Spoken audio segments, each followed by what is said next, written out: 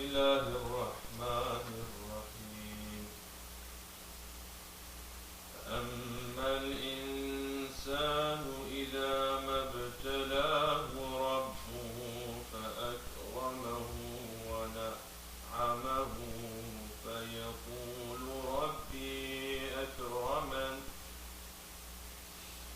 وأما إذا ما ابتلاه فقدر عليه رزقه فيقول ربي أهانن.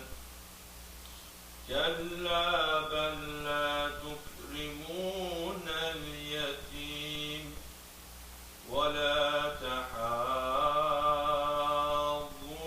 على طعام المسكين وتأكلون التراث أكلا لما وتحبون المال حبا جما.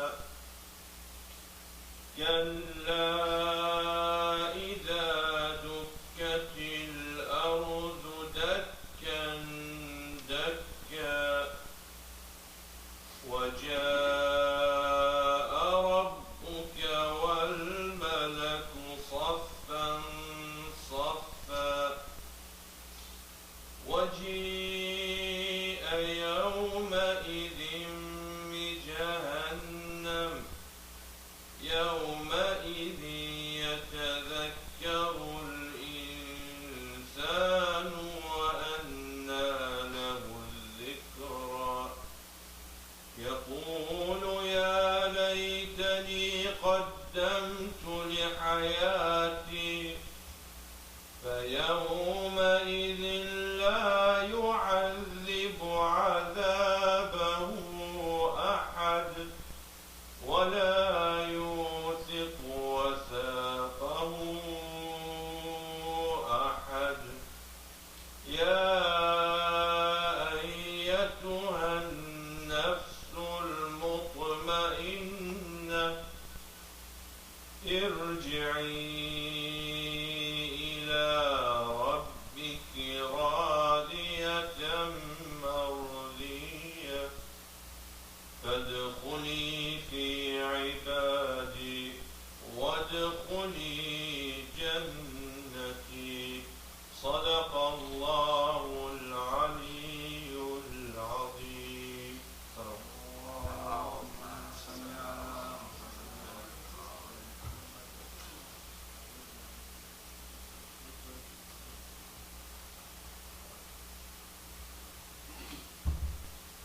أعوذ بالله من الشيطان الرجيم. بسم الله الرحمن الرحيم. الحمد لله رب العالمين والصلاة والسلام على أشرف الأنبياء والمرسلين حبيبي وحبيب إله العالمين أبي القاسم محمد. اللهم صل على محمد وعلى أهل بيته الطيبين الطاهرين المعصومين الذين أذهب الله عنهم الرجس وطهرهم تطهيرا. اللهم صل على محمد وآل محمد. قال الله سبحانه وتعالى في محكم تنزيله: بسم الله الرحمن الرحيم. يا أيتها النفس المطمئنة ارجعي إلى ربك راضية مرضية فادخلي في عبادي وادخلي جنتي. صدق الله العلي العظيم. اللهم صل على محمد وآل محمد. Dear brothers and sisters, Assalamu alaikum wa rahmatullahi wa barakatuh. Our discussion tonight is chosen to be about the Nafs. The topic of Nafs is one of the vastest topic in Islam. Not only in Islam, also in the Quran as well. But I will quickly try to summarize things as quick as possible so that way at least we can get some idea about the significance of nafs in Quran Number one, to understand the importance of this topic, Allah subhanahu wa ta'ala has a custom in the Quran, how He speaks to us, or how He addresses issues. One of the ways that Allah addresses issues in the Quran or addresses topics is that sometimes Allah starts with swearing. When He wants to address something, if that topic is so important, Allah doesn't start the topic immediately. He first starts with the swearing. But this swearing also comes in different stages, and it depends on how significant that topic is. For example, if that topic is important but not that important, Allah presents one swearing. Example, وَالْعَصْرِ إِنَّ الْإِنسَانَ لَفِي خُسْرٍ. If the topic is more important, then He presents twice. Sometimes 3, sometimes 4. But there is no place in the Quran Allah ever, and it's from the Mufassirin and all the scholars, no place in the Quran where Allah ever presented multiple swearing for any topic other than the topic of nafs. The topic that we have in the Quran where Allah presented the most swearing in the Quran is to talk about nafs. Example of Surah Al-Shams. Allah subhanahu wa ta'ala says, وَالشَّمْسِ وَضُحَاهَا وَالْقَمَرِ إِذَا تَلَاهَا وَالنَّهَارِ إِذَا جَلَّاهَا وَاللَّيْلِ إِذَا يَغْشَاهَا وَالسَّمَاءِ وَمَا بَنَاهَا وَالْأَرْضِ وَمَا طَحَاهَا وَنَفْسٍ وَمَا سَوَّاهَا. These, up to this year, our scholars, some of them, they said that if you want to analyze this surah and the swearings, it's almost 17 swearings, which has never happened in any place in the Quran. And the reason why Allah presented all these swearings is to talk about nafs. That is number one, to understand how important this topic is about nafs.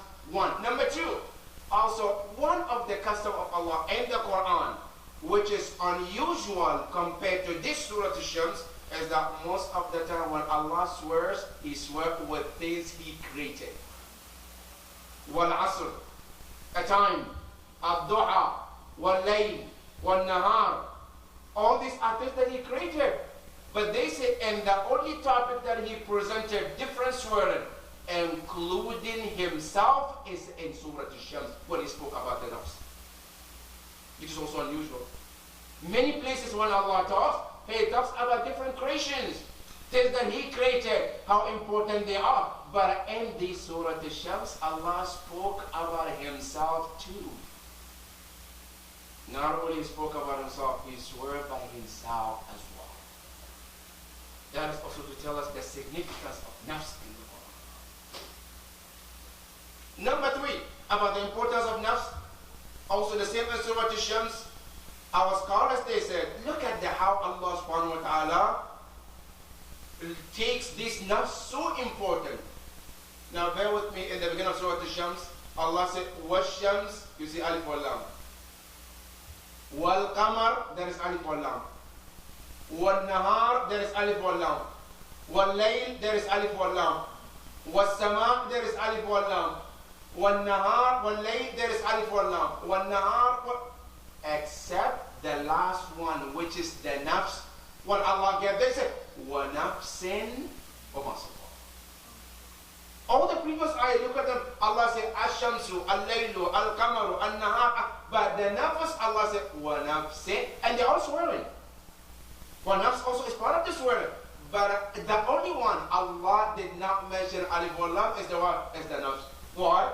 Now you look in the Arabic language, the word the al is known as definite. Without al is called indefinite. And in Arabic, you put the alif wal lam or not to put alif wal lam to make it definite or indefinite for two reasons. Reason number one, because you're telling the listener that the topic or whatever the noun is, you don't know about it. That is one of them. Alright? It's called nakira in Arabic. For example, if I say, Ja'a rajulun. This nakira, rajulun, a man. Means I don't know the man. That is one way. I want the listener to know I don't know the man. Or sometimes I say, Ja'a rajulun. A man came. I know the man. Not that I don't know the man. I know him. But I want to tell the listener that the man is beyond recognition. You cannot imagine who that man was. So to the point that you are, even though you know him, but you don't know him as much as you should. That is called also nakira. Allah subhanahu wa ta'ala, when he got to the nafs, he said, wa nafsin in tafsir, they say Allah subhanahu wa ta'ala made it nakira, they say, لِفَخَامَتِهَا وَعَظَمَتِهَا. That Allah wants to tell you that no matter how much you think you know this nafs, Allah says you're still ignorant about it. You don't know it enough. Until He, the creator of the nafs, tells you what this nafs is about. That's why you see, and that's where the only one that Allah did not put alif or lam is the nafs. وَنَفْسٍ وَمَا سَوَّاهَا. That is the significance of nafs. Now, more than that, brothers and sisters, Allah subhanahu wa ta'ala, when He mentioned this nafs, and tafsir they ask, which nafs are we talking about? Because we have different kind of nafs. Because when you go to Nahj al-Balagha, Imam Ali alayhi salam talks about different kind of nafs. There is nafs al-nabatiyya. There is nafs al-hayawaniyya. There is nafs al-insaniyya. Which one Allah subhanahu wa ta'ala is talking about? Because when you go, all these things, they are different meanings. There is no time to go into details to talk about, okay, what's the meaning of nafs in the Quran to begin with? Because the word nafs, when you come to the Quran, is used for different meaning. The word nafs is not just one, brothers and sisters. It depends on the surah and the ayah that you talk about. The word nafs comes for different meaning. Sometimes the word nafs comes to mean entire human being. Inna khalaqnakum min nafsin wahid. Oh, nafsi doesn't mean soul. No, a man, a full human being, Allah is referring to. And sometimes the word nafs, it means that just the ruh. Kullu nafsin dha'iqatul maut. Oh, who tastes the death? The ruh. So Allah said, kullu nafs, the nafs here means something different. So the word nafs doesn't mean wanted in the Quran. You have to go and find out the context what Allah meant with that word. However, to make it easier, in the Quran we have 4 different kind of souls Allah mentioned. 4 different kind of nafs. And every one of them, they have their definition according to our scholars. What does it contain? What does it do? And how you and I can elevate from one to the highest level of nafs. The first and the worst of all. Which, if you find yourself in, you have to start struggling to get out of that. Because it's a bad area to be. Which when you and I, we go to the bad neighborhood, what do? Bad neighborhood where there is drugs, shootings, you want to get out of that as quick as possible because it's not a good location. One nafs is not a good location. If you are there, you have to leave there as quick as possible because it's a very, very dangerous environment to be in. Number 1, which Quran mentioned in Surah Yusuf, is called an-nafsul ammaratu bisu. Now, if you want to analyze every word of this word, also it needs some explanation. Number 1, an-nafs al-ammara. The word al-ammara from the word the amr. And the amr here, the ammara, is called sighatul mubalagha. Which means the level where the soul takes control over a person.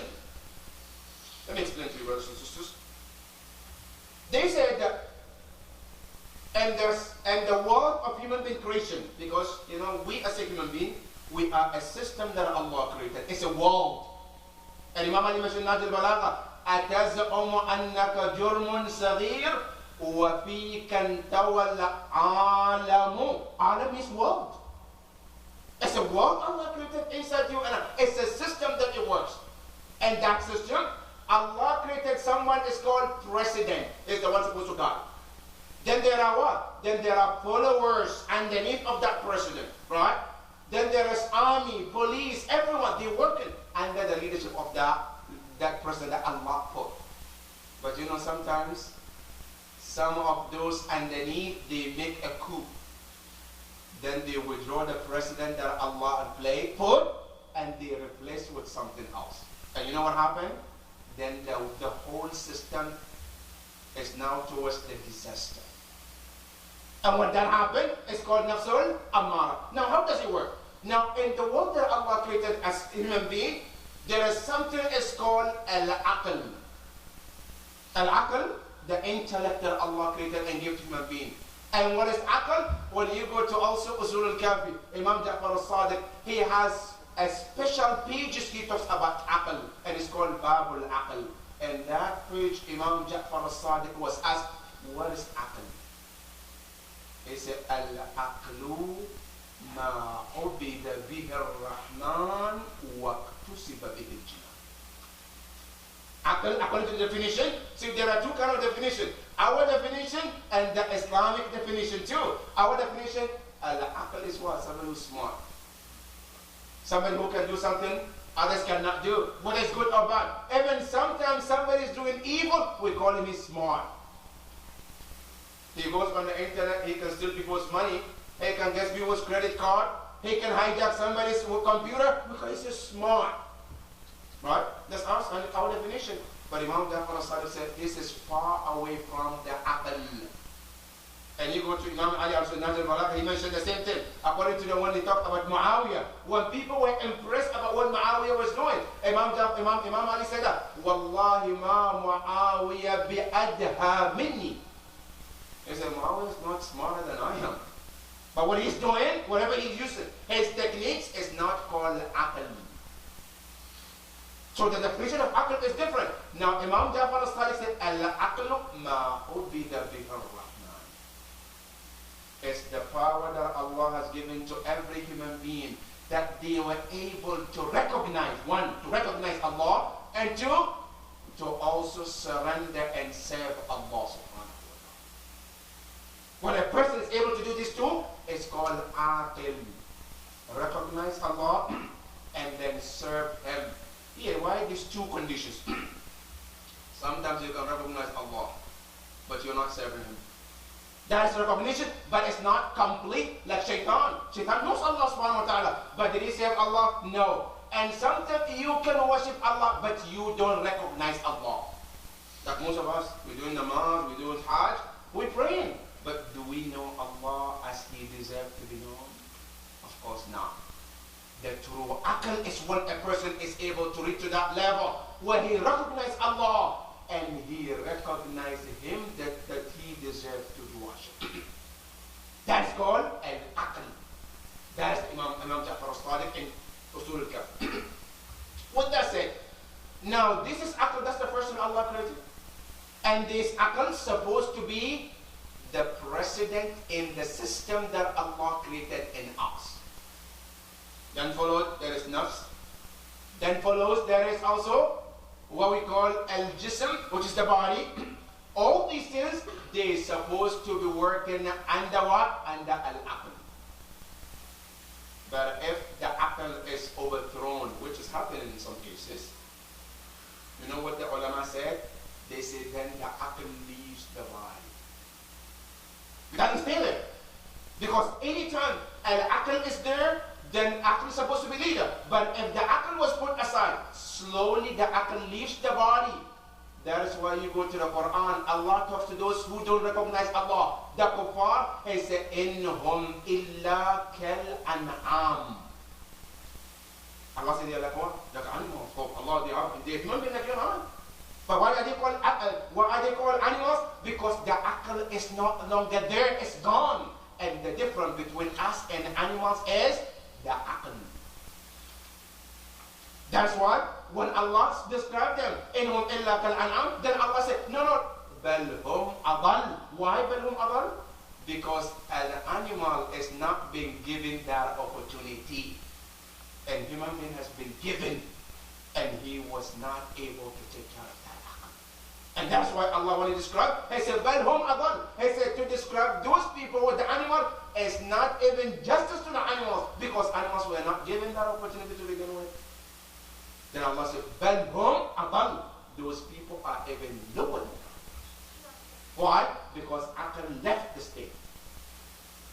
And when that happened, then the nafs becomes Ammara. A ta'mur as the commander-in-chief. Now it tells the people what to do and what not to do. And you know what happened? At that moment, there is something we call a shahwa. Because a shahwa, which is desire, is created to love and ask for things unlimited, regardless of what the situation is. Haram and halal doesn't matter. Enough, that's how it was created. That the desire, it doesn't have any limit for it. That is why you see human beings, when they want something, right? As soon as they got it, they desire more than that. As soon as they get that, they desire more than that. Because the nafs was created in that manner. The more you give, the more it requires. Now, al-aql is what put the stop for the nafs, for the shahwa. And aql tells them that, no, this is not halal. You shouldn't want this. This is haram. You can't do this. No, you have to start here. You have to have content. That is the job of aql. But when the aql leaves, then there is no longer limit for the nafs. Then the nafs takes control, and then it wants everything.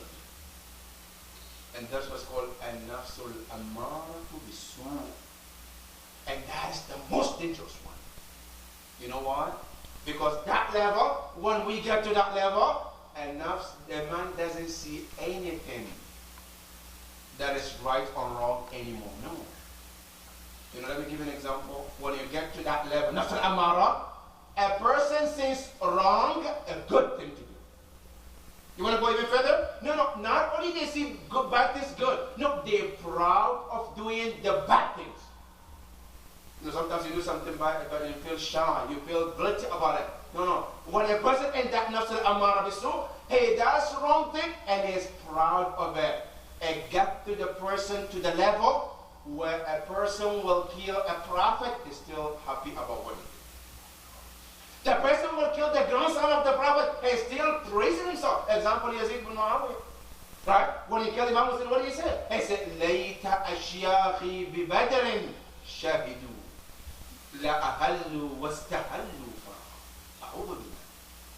Killing grandson of the prophet, but he's proud. He said, I wish my grandparents are still alive to witness. They will be happy and congratulate for what I have done. Yazid, what did you do? I killed the grandson of the prophet. That is still what? I'm still proud about killing the grandson. That is called nafsul amara. That is why it's very dangerous. When I find myself in that position, I have to quickly get out of that level. To go to what? To go to level number 2, which is called an-nafsul musawwala. Nafsul musawwala also is mentioned in the Quran. By whom? By a son. وَكَذَلِكَ سَوَّلَتْ لِي نَفْسِي. Nafsul musawwala, what does it mean? When you go to the scholars, they say nafsul musawwala is the nafs that knows what is right and wrong. But you know what happened in nafsul musawwala? The person puts the action of aql aside.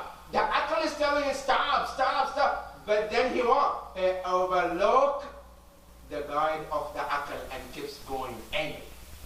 Let me give you an example. You know, sometimes you're driving and then your gas sign telling you that it's empty, right? But you keep going.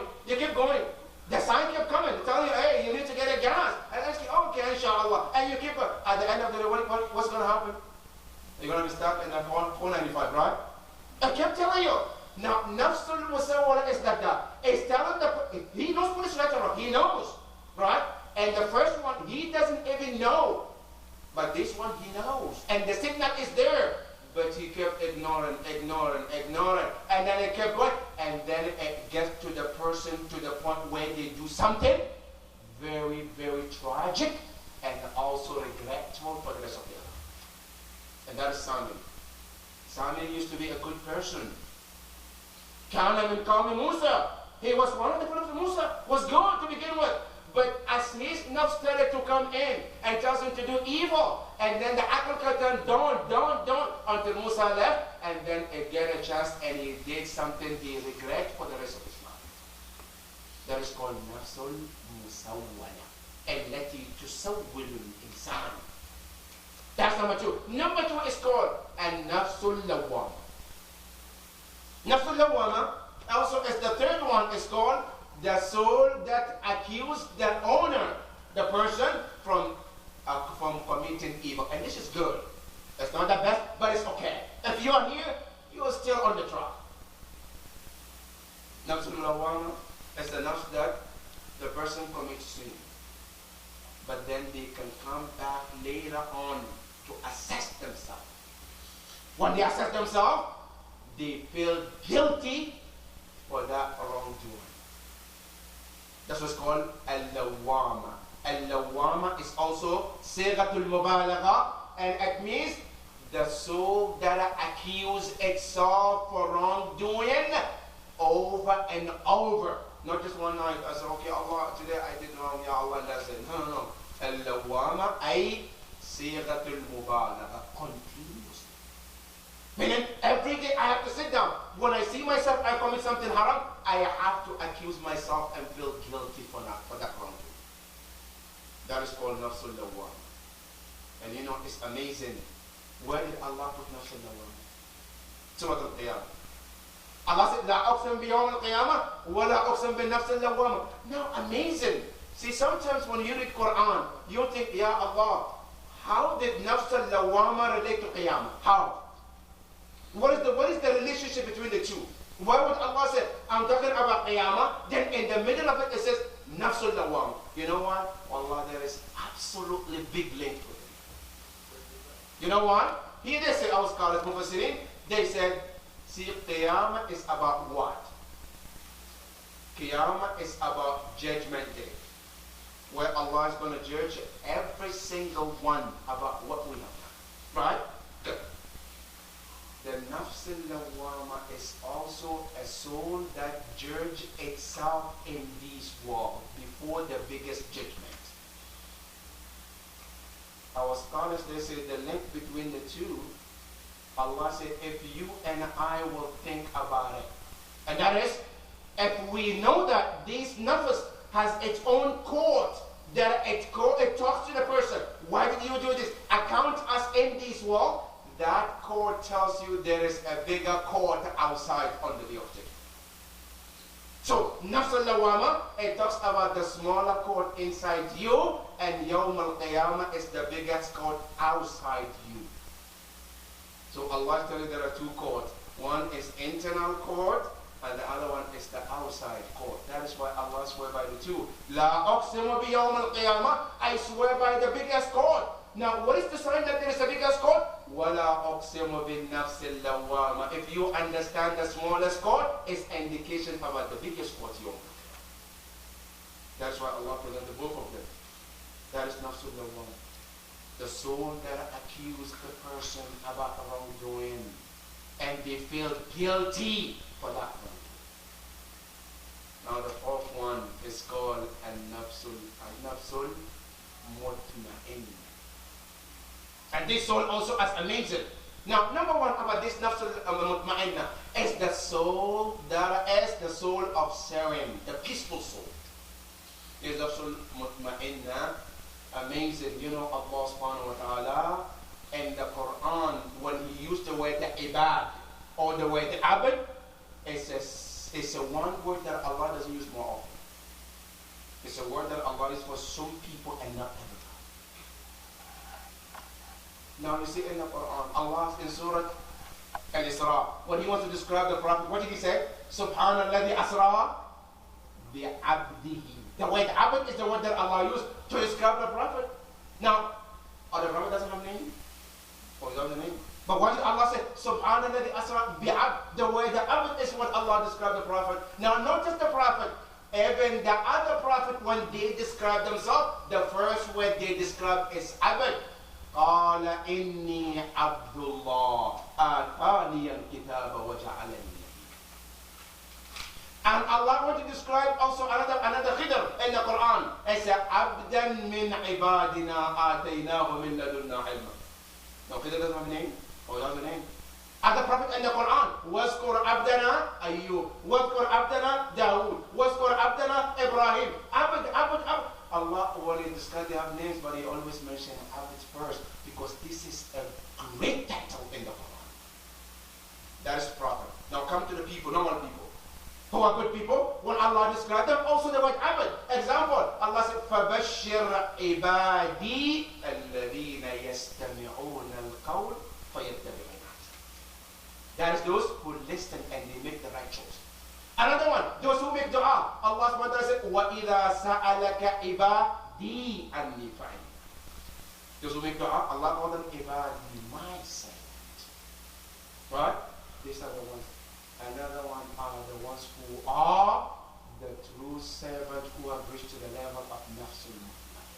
Now listen to the Quran. Ya ayyatuha an-Nafs al-Mutma'inna irji'i ila rabbiki radiyatan mardiyya fadkhuli fi ibadi. Allah mentioned those Nafs al-Mutma'inna, they are the servant. That is number one. Number two, Allah says, Ya ayyatuha nafsul mutma'inna irji'i ila rabbik. Why the word Rabb? Why not irji'i ila Allah?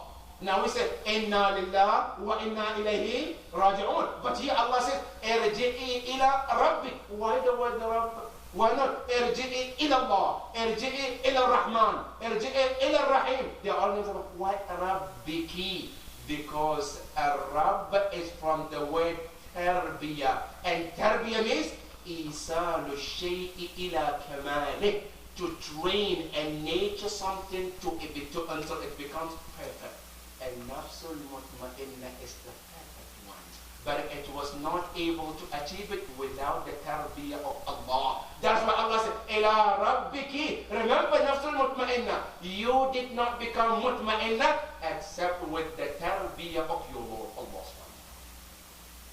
That's why Allah said, Irji'i ila Rabbik. You don't hear Irji'i ila Allah, Irji'i ila other than the word Rabbiki. And then it says, Radiyatan Mardiyya, mutual pleasure. Sometimes you can love Allah, but Allah says, I don't love you. Sometimes you are pleased with Allah. Allah says, I am not pleased with you. Why? Not because Allah doesn't like Allah, but because of your action. And sometimes Allah is pleased with you, but you don't know that Allah is pleased with you. But Allah says, Nafsul Mutma'inna, they both are pleased with each other. Radiyatan, yes, return to your Lord. You are pleased with your Lord. Mardiyya, and Allah is pleased with you as well. Allah Akbar. And brothers and sisters, do you know the pleasure of Allah is bigger than any gift in the world? Even bigger than the heaven on earth. When Allah is pleased with you, Wallah is better than everything. Now listen to the Prophet. When he went to Ta'if and he was torn, what did he say? He said, Ilahi illam yakun alayya ghadabuk fala ubali. As long as you're not angry with me, which means as long as you're pleased with me, I care less about you. Now go to the Quran. You know what Quran says? Yawm al-Qiyamah, when we get to the heaven, everybody is happy. Allah said, this is nothing. What is more important and significant is my pleasure. وَرِضْوَانُ اللَّهِ أَكْبَرُ. Ridwan, the pleasure of Allah upon you, this servant. I said, that is the biggest one. Better than anything else. What is the heaven? What is contained? Everything in the heaven is nothing. Jannah itself, look at the Quran and the hadith of the Prophet. When he described the Jannah for the parents, what did he say? Al-Jannatu tahta under the feet of mountains. Jannah is nothing. Sometimes you and I, if we're so great, Jannah will hope for us to live in it. We'll ask Allah, Allah, I want this person inside me. Like the Prophet said about Salman, he said, Inna al-Jannata tashtaqu ila Salman min ishtiyaqi. We said the heaven is praying that he's going to be one of the Salman. Salman can live in it, so that it can take the honor and privilege of having people like Salman. But you and I, we fighting to become in the heaven, right? So heaven is nothing. The biggest pleasure, the biggest reward from Allah Yawm al-Qiyamah is not the heaven. It's the Ridwan Allah. Now that Ridwan, Allah says you already have it in this world. رَاضِيَةً مَرْضِيَّةً. And it's فَادْخُلِي فِي عِبَادِي وَادْخُلِي جَنَّةِ. This is called the Nafs al-Mutma'inna. And that is when the Nafs get to the level where the Nafs doesn't see anything other than Allah subhanahu wa ta'ala. When the Nafs is able to get to the level where it looks left and right, doesn't see anything other than Allah. And we can do that, brothers and sisters. I'll give you an example. See, when you enter in the airplane, you sit in the airplane, you open the window, you see houses, people, everything at the normal sizes. But as soon as the plane starts to take off, what happened? Everything starts becomes what? Smaller and smaller.